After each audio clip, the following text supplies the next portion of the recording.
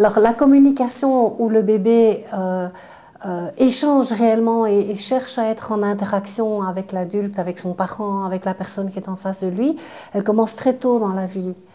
Déjà pendant la grossesse, elle va commencer à se mettre en place vers la moitié de la grossesse, 25 semaines, et elle va être réellement efficace à partir de 32-35 semaines de grossesse. Donc un bébé qui naît prématurément a déjà cette compétence d'entrer en relation et de créer des interactions avec son entourage.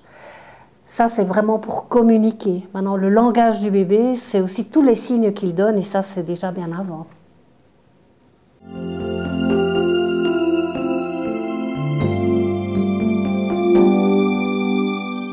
Le bébé s'exprime par différents systèmes. Donc en fait, son corps est différent, composé de différents systèmes, et dans chaque système, on peut voir si les signes que le bébé va exprimer. Et il peut exprimer qu'il va bien ou moins bien, ou qu'il est dans le bien-être, dans la communication, qu'il est ouvert, qu'il est dans l'approche, que tout va bien pour lui, ou bien au contraire, en l'observant, on peut voir qu'il va moins bien, ou qu'il se retire, ou qu'il est en retrait, ou que carrément il vit des moments de stress ou de douleur. Et, donc voilà, il va s'exprimer dans différents systèmes par différents comportements.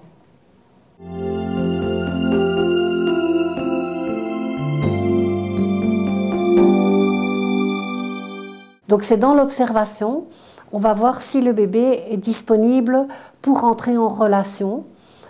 Et ça, on va pouvoir, enfin, est disponible pour rentrer en relation ou est disponible pour avoir un soin ou un échange ou quelque chose qui va se passer avec ses parents.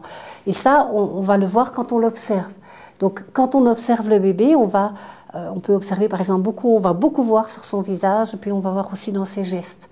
Quand on voit un bébé qui dans le visage et dans le regard vous regarde dans les yeux, vous imite, vous suit des yeux, cherche d'où vient le bruit, cherche vraiment l'interaction ou reste figé sur le regard, et puis que son visage il est détendu, il est calme, il est ouvert. Voilà, ça c'est un signe que le bébé il est disponible à l'interaction, et en même temps ses gestes vont être doux, vont être harmonieux, il va avoir des gestes de mettre les mains près du visage ou de rassembler les mains près du visage ou d'agripper les mains entre elles. Ça, c'est des signes que le bébé est disponible, qui va bien et qu'on peut entrer en interaction avec lui ou continuer le soin qu'on est en train de faire.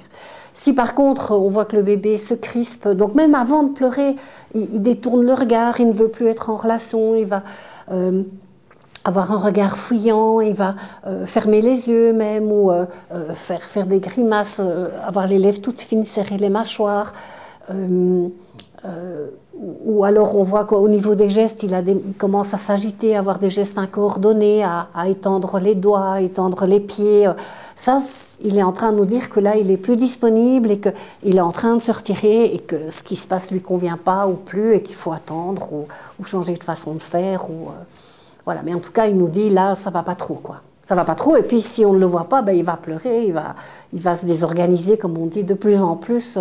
On finira bien par l'entendre, mais si on peut être attentif à l'avance aux petits signes qui nous disent là, maintenant, ça commence à ne plus aller, on n'est pas obligé d'aller jusqu'aux pleurs qui sont quand même, ça peut dépasser 100 décibels, les pleurs d'un bébé, c'est quand même très, très désagréable.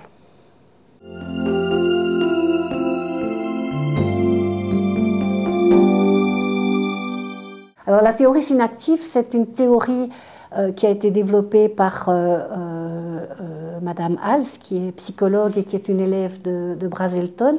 Et on a considéré que le bébé se développait ces différents systèmes progressivement au cours de la grossesse, et que dans chaque système, le bébé pouvait montrer des signes de bien-être ou de mal-être, et que donc en observant le bébé dans ces différents systèmes, il nous donnait des informations, c'était son langage pour dire ça va pas, ça me plaît pas, je m'approche, je me retire, je suis organisée, je suis pas organisée. Voilà. Et donc ces différents systèmes, ça peut commencer par le système végétatif, donc la respiration, le cœur, la digestion, et puis ça peut être le système moteur, la façon dont il bouge, ça peut aller dans les systèmes de vigilance, donc les différents états d'éveil, dans le système de communication et d'interaction avec l'entourage. Donc il y a moyen de l'observer avec différents points de vue.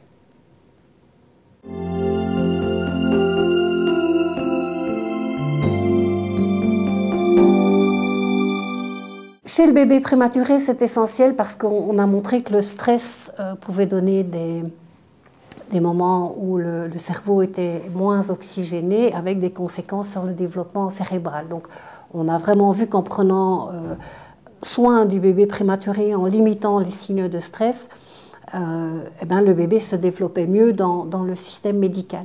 Maintenant, chez le bébé à terme, c'est tout aussi important parce que, pour plusieurs raisons. C'est que d'abord, quand le bébé montre des signes de stress, ça peut être aussi dangereux pour sa santé. Par exemple, ça peut vouloir dire qu'il a froid. Et ça peut être un bébé qui a froid peut, en maternité, faire une hypoglycémie. Mais après, simplement être attentive aux signes de bien-être ou de stress, ça permet d'être dans une relation de plaisir avec l'enfant. C'est important parce que ça permet de donner des soins adaptés à ce que le bébé a besoin à ce moment-là. Et quand le soin est adapté, que le parent et le bébé y prennent plaisir, eh ben on sait que ça va augmenter l'attachement entre l'enfant et le parent. Voilà. Parce qu'on a envie de bien faire avec nos enfants et on a envie de donner que la toilette, le bain, que des massages soient des moments de plaisir. Mais il n'y a pas une technique à appliquer comme ça. Il faut surtout voir cette technique à ce moment-là. Est-ce que ça lui convient ou est-ce que ça ne lui convient pas? Et donc, en l'observant, si on le regarde, il nous parle, il va dire, voilà, le massage, maintenant, ça me convient. C'est vraiment ça dont j'avais besoin pour me détendre, parce qu'on va voir qu'au cours du massage, il se détend, il s'apaise, il montre des signes de bien-être et d'organisation. Alors qu'à un autre moment, on va faire le même massage, mais il va avoir des signes de fermeture, de retrait, voire de stress et de désorganisation. Et là, il faut arrêter. Donc, au-delà de la technique, c'est l'observation du bébé, c'est lui qui nous dit ça va ou ça va pas.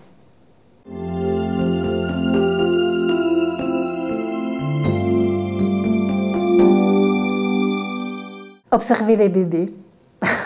C'est les 3 piliers pour moi de l'accompagnement et de ce que je voudrais transmettre aux parents. C'est au-delà de toutes les théories et toutes les études, c'est regarder votre bébé, observez-le, il vous parle, écoutez ce que votre bébé vous dit, écoutez ce que votre cœur vous dit. Parce qu'il y a quand même que le cœur des parents qui peut répondre. Il faut suivre si on a envie de faire quelque chose ou pas le faire, c'est important. Et puis écoutez le bon sens aussi, votre bon sens. Et ça, on se trompe rarement quand on écoute son cœur, son bon sens et qu'on observe bien son bébé.